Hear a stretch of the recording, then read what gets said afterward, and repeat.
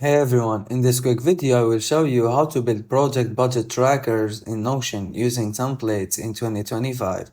To start a budget tracker template from Notion gallery or community, these templates already include fields like project names, budget amount, or actual spend, remaining balance, and categories like marketing, developments, or operations.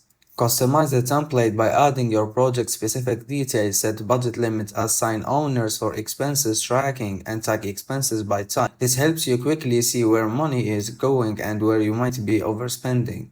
Views make it easier to digest. Use a table view for detailed number or a board view to organize expenses by category or a timeline view to spread across project phases. For more advanced workflows, link your budget tracker related databases like project task, invoices, or client billing trackers.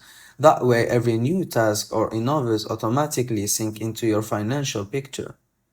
And that's it, how you can stay financially on track and keep projects under control with Budget Tracker template in Notion in 2025.